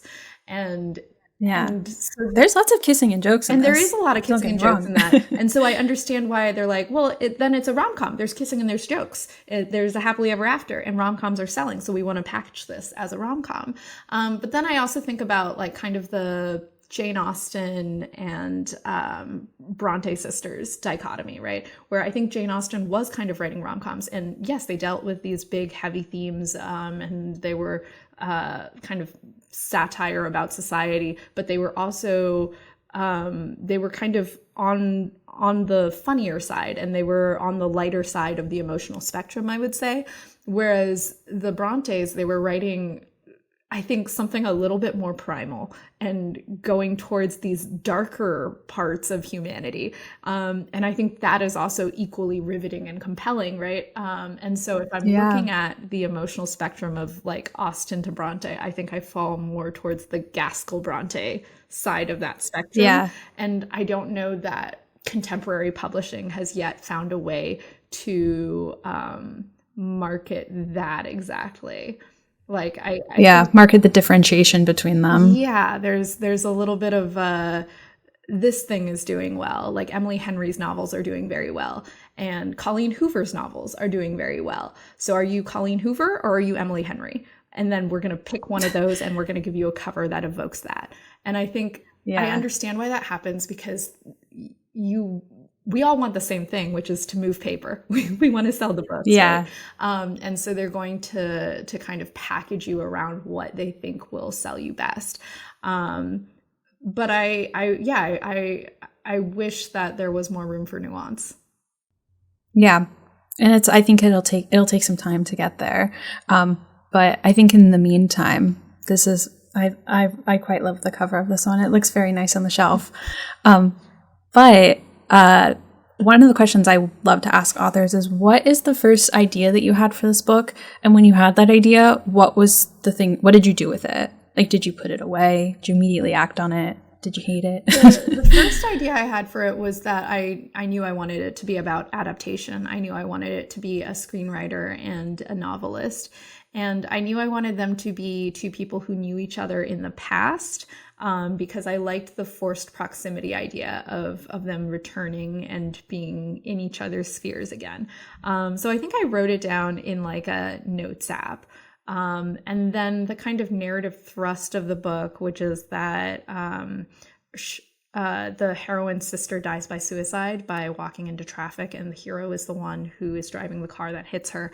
That is a piece that came to me right before I started drafting. So I think it was like maybe October Really? 29th, and I was starting drafting on November 1st. And I did have this feeling of, should I do this? Like, is this something that I can pull off? Is this something that I am a good enough writer to do? And I didn't feel like I was.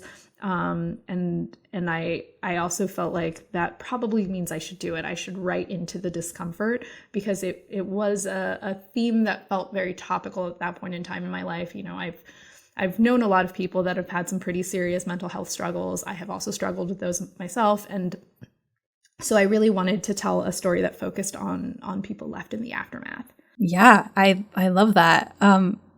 Because the next question actually really goes along with this. Oh, I didn't read the end of the question that the person asked, because there was kind of a two-part, because someone said, what was your inspiration for this masterpiece? And I felt like that was really important to include, because the book club really loved this book. But someone said, did at any point the concept feel like you didn't know what was going to happen? Because I didn't know at any point what was going to happen with Helen and Grant. Oh, that makes me so happy to hear. A lot of points. If I looked at my outline from day one, I think it would hew pretty closely to the novel up until they go to the camping trip, at which point it's just kind of like off the rails, completely different book. And Yeah. so I would say that's the point at which I started kind of writing for my self-amusement, probably, and writing towards the parts that I knew as a reader I would always look forward to reading. So I didn't really know what was going to happen to them. I knew I wanted them on this camping trip, and then that was about it. And so what actually happens on the camping trip was all a delightful surprise to me as I was finding it on the page. And then I sent them back home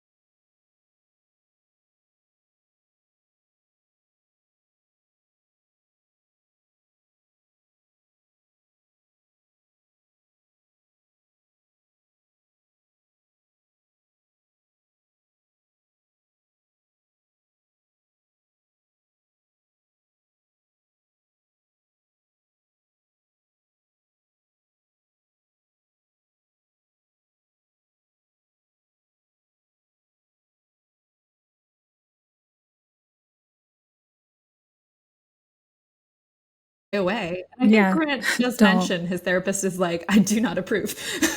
Yeah. And I imagine Helen is probably telling herself, like, you know what, I'll circle back to this topic later. We have other things to talk Yeah. about. Yeah, there's plenty of other things to talk Yeah, about. she's got a lot going on. You know, with Grant, I feel like she's not ready to examine that in therapy yet. Yeah, no, Yeah, no. so it's Um, a lot of people making messy choices. yeah, oh yeah. In that same vein, you mentioned that you cycled through a lot of different endings of trying to how to end a love story, if you will. And what was the first one? I guess if you want to talk about it at all, but like how hard was it to get to the one that you got to, which I loved, by the way. Yeah. So I didn't cycle through a bunch. I really just had kind of my original ending, and then when you go on submission, the editors that are interested in it, they're like, oh, I would like to do this, and can we meet? And then they kind of talk to you about their vision for the book and for you as an author. And I remember every single one of those meetings, people had different thoughts about the ending, but they were all kind of like, it's not working. Something's not clicking. So I was like, interesting. Okay, this is good feedback to get. But I did love my original ending, for the record. So the original ending, a lot of time passed. And I think it was kind of structured almost like if you're a fan fiction reader, like the 5 times plus 1 type stories, where we're kind of montaging. So for Helen, it was, she comes to LA like 3 times and she never sees him. And so I'm just kind of montaging us through every time she comes back to LA and does not reach out to Grant. And then for Grant's part, so Helen has a book that comes out, that's her letters to her little sister. And for Grant, once we've caught up with him and we're seeing him for the first time, it's he sees her book on the street and like in public, and he does not buy it. So he's like, I'm not gonna, it's the different times that Grant sees the book. And then finally he does see it and buys it, and it's in his house, and then he finally reads it. And then he shows up to a book signing, and he like holds out the book for her, and he's like, sign my yearbook. And then they go to lunch together afterwards, and they have like a kind of nothing conversation that's just like 2 old friends who haven't seen each other in years. And there's like this quiet devastation. And then they hug, and for like one moment she feels like she's back in time and she's living that past again. And then it's over, and the hug is like done, and they're walking away from each other. And it's like, it's over. They're never going to come back to this moment. And then it's that look back moment you were talking about earlier. Yeah, and then Grant turns or she turns to look back at him, and he's already there. Like, he is out of breath. He has sprinted in front of her. And then he delivers this speech that I think at first he says something like, if you still feel the way that you felt that day in the hospital, like, tell me right now, I'll get back in my car. And he's like, but if your feelings have changed, it's like my nod to, Pride and Prejudice naturally. And then he goes into the monologue that I think is still in the book, which is the, I want to do it for real this time. And then they kiss. And then it starts to rain. And I think there was a line in there that was like, because sometimes life is exactly like a movie.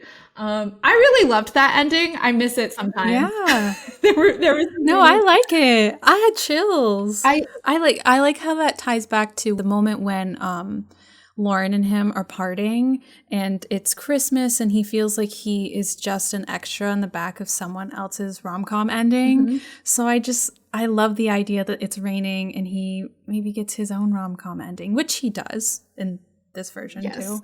But no, I like that. I'm glad you like it. I think the feeling was that maybe too much time had passed. So I remember talking to Sarah McLean about this, and she was like, well, why doesn't Grant go to the premiere night? Because that was one of the times that they like missed each other, like ships in the night, when she came to LA and he wasn't there. And so I wrote out this entire thing from his perspective of the night of the premiere and why he doesn't go. And that became the piece that is currently in the book, where it's Grant's perspective. It's the night of the premiere, and he doesn't go, and he starts running through in like screenplay format, like all the possible endings that could happen that aren't going to happen. And I think that kind of led me to the thing of, okay, but what if she did the reach out? And then he did show up after all. And so then that became the new ending. And I do love this ending. I think it makes a lot more sense in a book. If I were to do a movie though, would I change it back to my original ending? I don't know, maybe, because I think the other one was very cinematic. So no, it really is. There's like, because like the way that you explained it, like the places that they're at and like the feelings that they have and the way that they turn and the way that it's raining, it's very cinematic. Just the description of it was I really liked it. Also, would be really rude if I was like, actually, this is way better. I'm glad that you didn't do that. Yeah, no. But I really do like it. Maybe I'll post it as like fanfic to my own book someday. Oh my gosh, yeah, right. Please write Yulin fan fiction. That's it's I would love that. If you look at, so I did like a HarperCollins takeover last week, and I posted the original manuscript with my editor's notes kind of scrawled in the margins. I'm not even going to pretend like I didn't zoom in on them. Perfect. I'm so glad. And I think that was where you can see fragments of the original ending, which I still really loved. Wow, I'm gonna have to go back through that because I like 100% was like zooming in on the little notes scrawled in the margins, trying to decipher yours and other people's handwriting. Because I love that. I love seeing like little bits like that because I know like Emily Henry.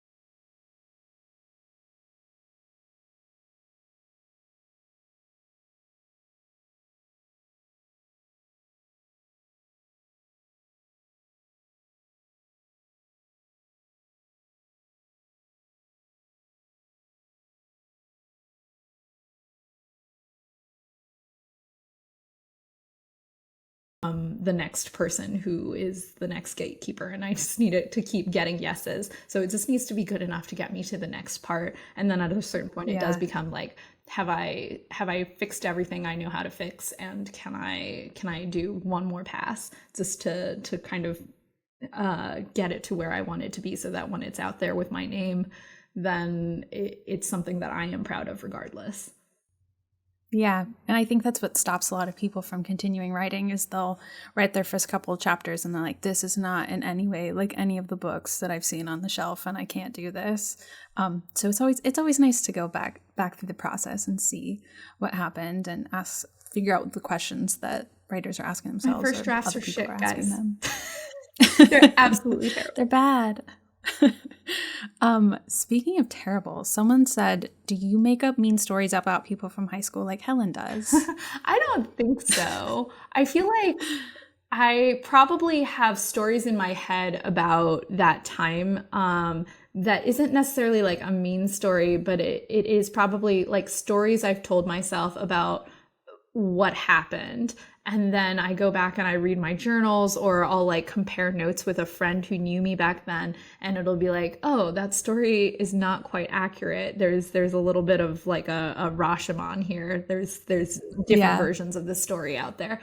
And so I think maybe that's more my personal vibe.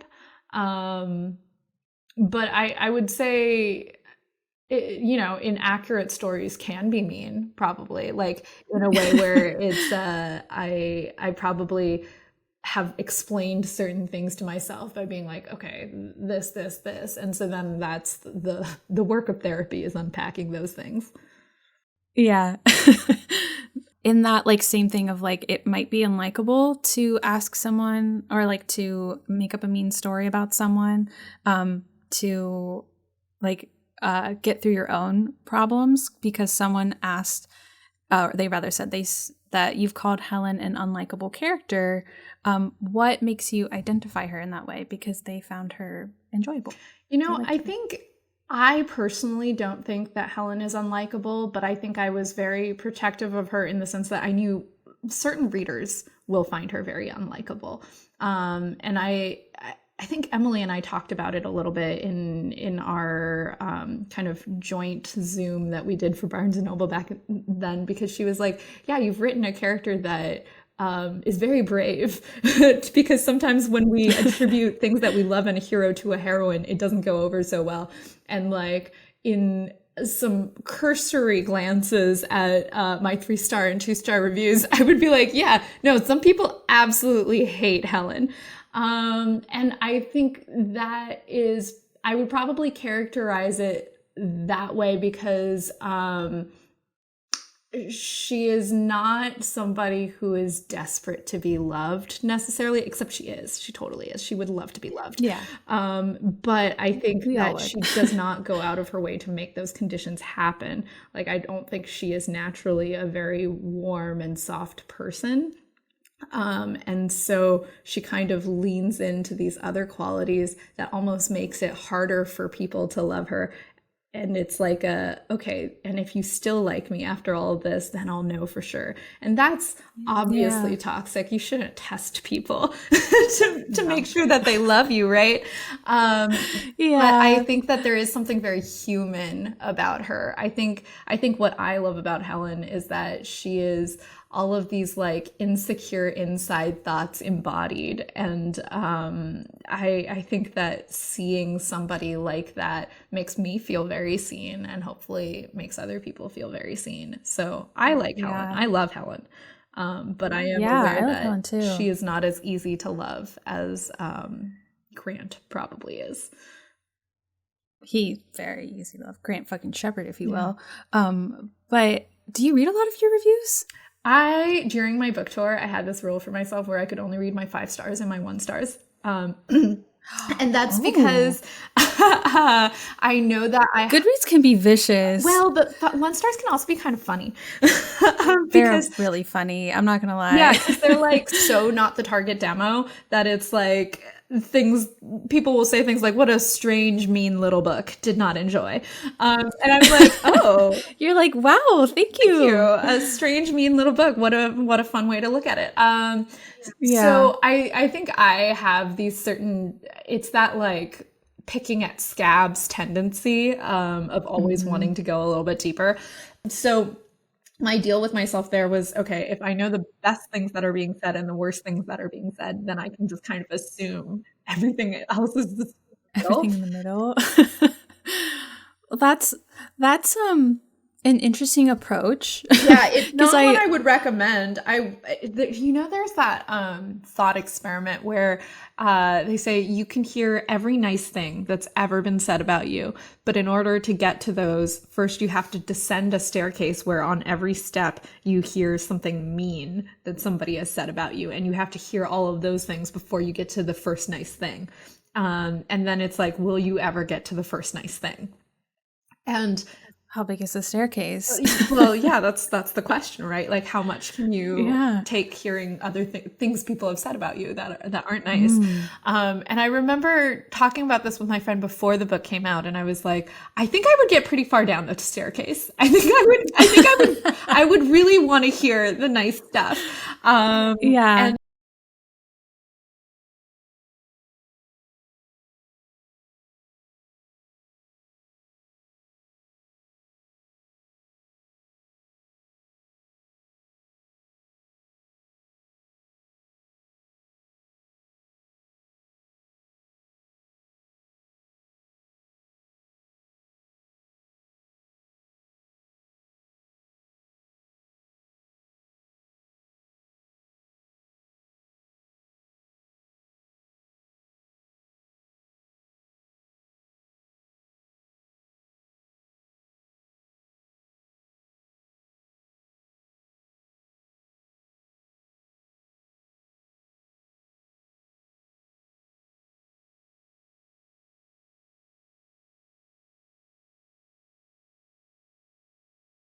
all those things to myself. Let's get to the good stuff. Yeah, exactly. It's I think initially I found it like good to hear feedback because I just like to know how things are being received. I don't create in a vacuum. I kind of create with a very specific audience in mind, and so I wanted to see if it was resonating with that audience.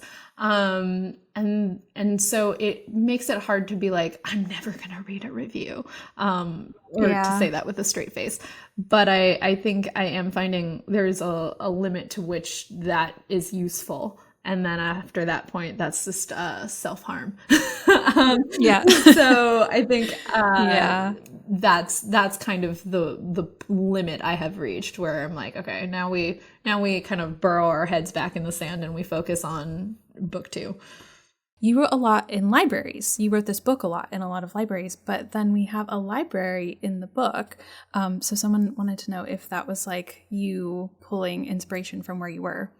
At that point in time, I was not in the Rose Reading Room of the New York Public Library when I wrote that. But it is one of my favorite libraries. And I did do a lot of I drafted the entire thing in my apartment, but I Okay. did a lot of revisions in libraries. And I love libraries for that because I think, you get on these Instagram accounts and you look at this is my creative workspace that authors post, and it's beautiful. And then you get to this point where you're like, well, maybe the reason I can't write for shit is because my surroundings Yeah. are hideous. Yeah. And so I think I started going to libraries because I was like, I think I'm a better version of myself when my surroundings are beautiful. And Yeah. libraries do provide that. Like I remember I was always like a lifelong library person. Like I would always get a library card immediately upon moving somewhere. But as an Yeah. adult, going to a reading room and kind of having my laptop and working in this space, I really, really loved it. And I remember the first time I brought my husband to a library to work together.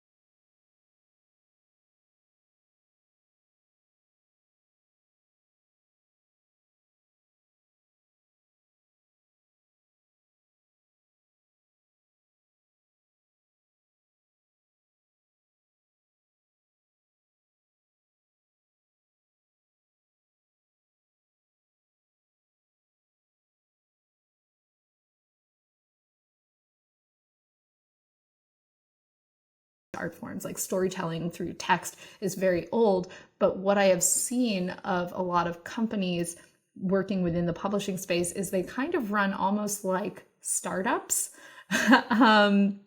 In terms of like the attitudes and the way that they're trying to like reinvent things. Whereas I think Hollywood is very proud of our very small and finite history. We're like, look at the silent film era. Look at all of these things. We have so much history. And it's like, yeah, history is like barely 100 years old. Whereas you look at publishing. Some people are as old as this. Yeah. And then you go over to publishing and they're like, look at book talk. Look how current we are. Look at how like we're keeping on the trends. And it's like, I think it's very interesting where each industry is kind of like focused on.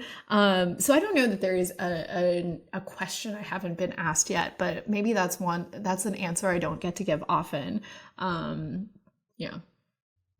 Yeah, no, I loved that question that they asked, because I feel like that's the thing is like you have been on your book tour for quite some time, and I've like listened to a lot of like podcasts that you've been on and like interviews and such, and I was like very hesitant to like include too many questions that you've been asked before, but I was like, no one is like consuming Yulin Kuang. It's like to the extent that I am, so I do need to ask like the like basic questions so that like my audience can, you know, learn to like be a Yulin stalker in the same way that I am and fall into that fandom. So I have to like set them up. I have to tee them up with like the gentle questions that you've been asked 100 times so that they go out and seek all of the other ones. I appreciate it. I think it's hard doing this is my first time really doing nonstop press like this, and I've realized I've developed opinions. Like I'm like, one, I'm not very good at this part of the job, in that like I think I'm capable. I hopefully you've heard about the book by now. Please read my book. Please buy my book. That's the message we're trying to get out.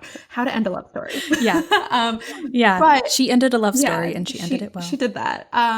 But I think that there's like different types of interviews that they bring out my anxieties in different ways. So there's like the genre of interview where they just send you a bunch of questions and you have to type out your answers.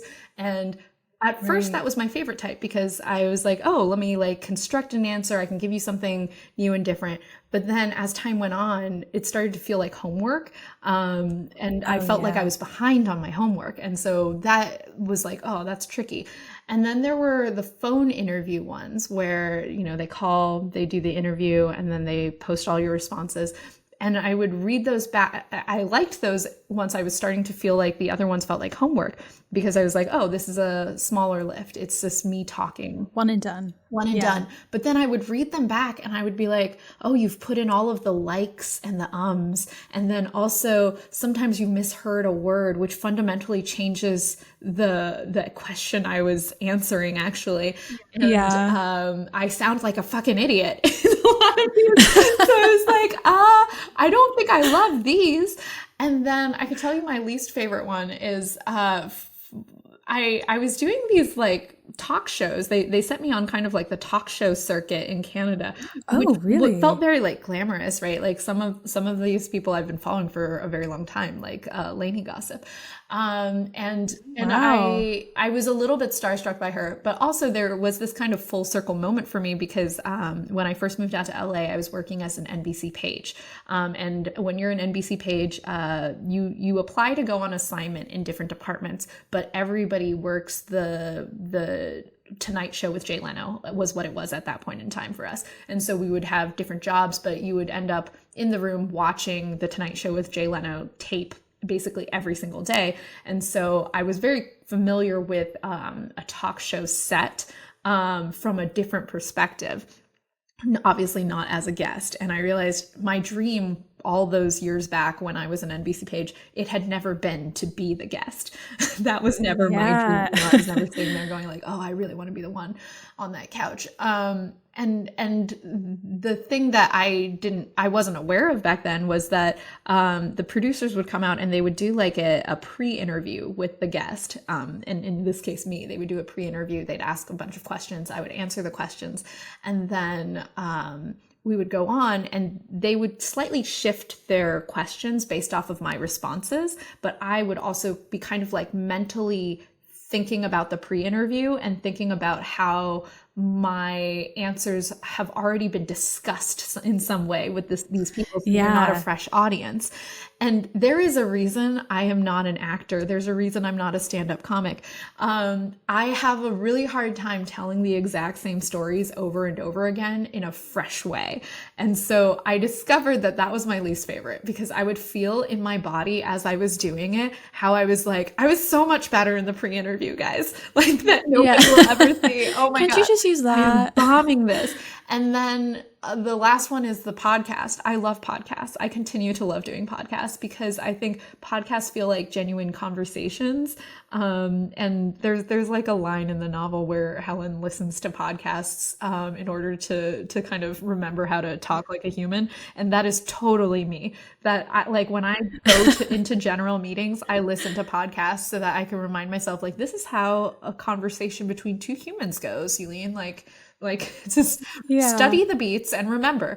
And so I enjoy a podcast for that because I feel like it's the most organic. It combines all my favorite things about the phone interview and then also my favorite parts of the pre-interview before the talk show where I do the talk show terribly. Yeah. So I don't know how I got on this, but I think my point is, yeah, book tour, promo, life. It's a ride, and I appreciate you for asking me questions that are slightly different. Oh, well, thank you. But I have two things to say to that. First one is I did like when I was like zooming in on the parts of your manuscript that were scribbled in by, I believe, your editor. I can't remember if it was your Harry editor or your Farron. agent. But you said that you loved when she did a little smiley face, and in that portion of you talking about Helen listening to stand-up comedian podcasts to remember how to talk, she put a little smiley face next to that, and knowing that that came from you, that just makes that part even better. Oh yeah, it felt great.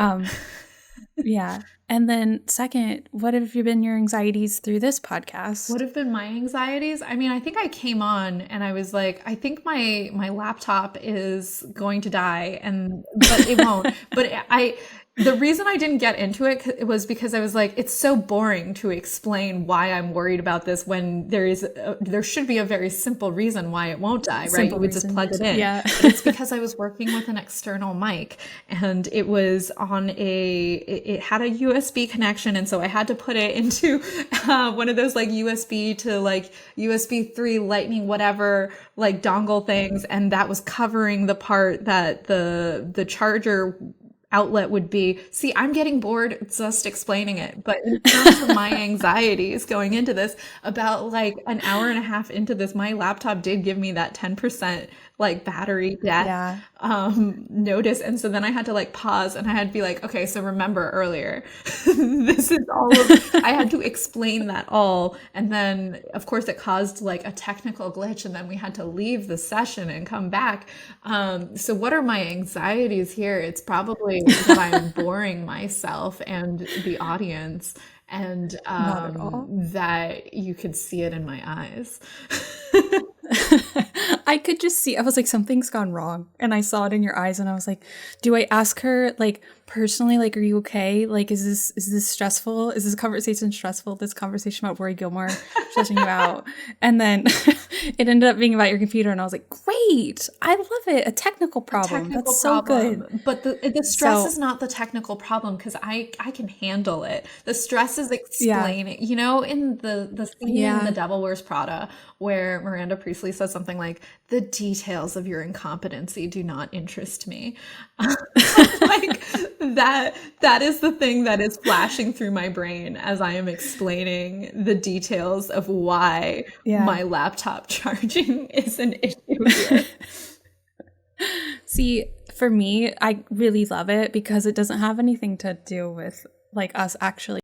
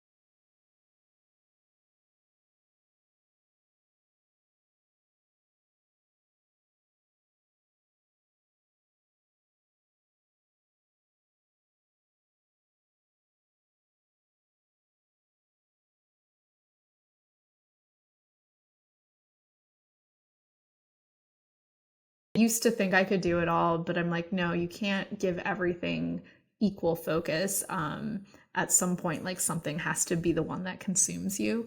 And Yeah. so I need to find the time on the schedule to be consumed by book 2. But for right now, it is in the research stage. Yeah. What are you consumed by right now? What am I consumed by right now? Right now there is an original movie that I'm working on called Filthy. That is it's about a couple that is trying to decide whether or not they're ready to have a family, and then the wife discovers that her husband is secretly an audio porn star. And it's like very, very loosely inspired by the Scarlet Pimpernel. So that one is being produced by Adam Scott and Naomi Scott's production company. And it's an indie. And so that one is very much consuming me right now because Oh my gosh. we're kind of like in the early stages of like looking at cast, and it's the indie route. So you kind of go, it's like in some ways it can be faster than studio projects where you're waiting on like notes from studios, and then there's a lot more cooks in the kitchen when it comes to studio projects. I will probably switch gears back to beach read on June 1st. In my head, that's kind of like the demarcation. That's tomorrow. Yeah. Wow. So that'll probably be the next one on the docket. Wow. I'm going to be consumed with that concept until I can see it. That sounds really good. I love it a lot. That is really exciting. I hope to make it either this year or next, but we shall see. Yeah, we shall see. I will be patiently waiting. That one sounds great. But I am excited for you to get back to Beach Read. That is my favorite book. I also loved that I've seen you so much in cowboy boots recently, cowgirl boots. You seem, not to cross like the books, but you seem on theme for Beach Read at the moment. And I love that for you so much. So I have a friend, Rosiana Halls Rojas, I think is how I say her last name. She and I met back when we were both YouTubers. And she is now a producer on Turtles All the Way Down, I believe is the project. But she and I reconnected at the LA Times Festival of the Books. And I had told, that was the day before I was supposed to leave for Austin, Texas for my event with Allie Hazelwood. And so Rosie told me, oh, when you're there, you should go to this place called Allen's Boots. And you should get a pair of cowboy boots. And so I've been doing this thing where instead of like researching on the internet, like what I should do when I go to a place, I just go to a recommendation from a friend who's been there before, because even if it's not like the best thing ever, which I feel like was what the internet was conditioning me to feel like I had to do with all this research. It's always fun to have an experience in common with the friend that gave you that recommendation. And so I went to the boot place. I shopped around for boots, and I remember the guy who was helping me. He said, "You have to find the ones that call to you today." And I was like, "Oh, I love when things feel a little philosophical." So a little emotional. Yeah. So I went in the cowboy boots store. Exactly. And so I went with the red cowboy boots. There is this romance novel from 1983 called Hummingbird by Laverell Spencer, one of my all-time favorites. And the plot is that a train comes into town and these two injured men get off of it. One of them is the man who saved the train from the robber, and one of them is the robber. And of course, the local hospital hasn't been built yet or something, and so they have to stay at the boarding house of the town spinster. And everybody is like, you got to get with the hero of the train robbery because, he's your last chance, obviously. But the heroine finds herself really compelled by the train robber. Anyway, the good guy, the dean of the piece, if we will, he is a shoe salesman. And he like sets up a shop in the town, and he has these red cowboy boots that he puts in the window on display. And at first everyone's like, "Oh wow, so cool. Like we've never had a shoe salesman in our small town before." But then months go by and it's not going well, and they realize it's because like nobody in their small town is bold enough to wear the red cowboy boots. And so I thought about that book a lot because people always ask me like what's a book that you would love to adapt, and North and South by Elizabeth Gaskell is one, and then Hummingbird by Laurel Spencer is another, and I'm just like, I just need one producer to be brave enough to walk into my shoe store and buy these red boots. Yeah. So anyway, I bought red boots with like a little smiley face on the back and like Wait, does she end up with the robber? Yes, of course she does. Okay. She ends up with a robber. Good, He's good, not good, actually a robber. Spoiler alert. He owns the train. He is a photographer. He's like an old-timey photographer. And so the tech required for that was like very bulky back then. And so the other guy like saw him and thought that he was pulling a gun. So he like shot him. And then I think the other guy shoots him in self-defense. Because it is like the 1800s and everyone's got a gun on this train. Of course. It's an absurd, it's an absurd book, but I love it so much. It's like I have to read it all now. those disclaimers that come with like old school romance. Like there's probably problematic elements all over it, but compelling storytelling. Yeah.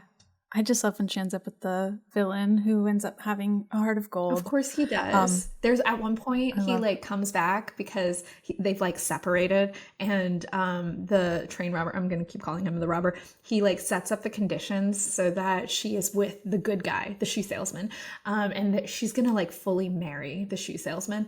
And our train robber, he like comes back through into town like just once to like check on his train, I guess. And so he decides to like stop in on them, and he wants to give her a wedding gift of a wedding portrait. So he's taking her bridal portrait and he's like setting her in place, and he's like, you don't want a bride to look this like clean and done up on her wedding day. You want her to look like she's been freshly kissed.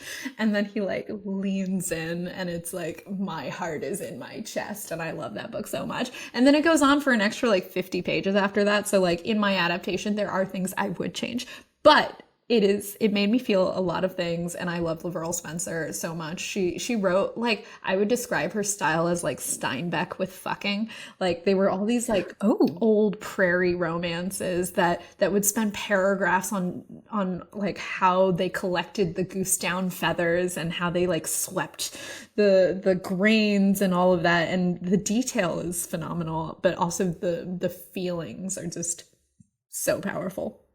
Yeah. Oh, I love it. I also love that all of this went into you getting red cowboy boots. Yes. Yeah. My stories are all very meandering, I think. No, I love it. That's perfect. It's perfect for a podcast. But yeah, the last question I have for you is, do you have any book recs for people who are fans of Gilmore Girls that our book club might like to read? Book recs for fans of Gilmore Girls. Okay. I feel like I should have been more prepped for this question. I should have prepared you for that, because most of the time people are like, I've actually never read a book before. Bye. I've never read a book before. That is how I always feel in those situations. Okay. I'm looking around. Hang on. If you don't have one, I can also just cut it. No. I want to answer this question. Okay. So one of my all-time favorite romances that really inspired my romance novel is Luck of the Draw by Kate Clayborn.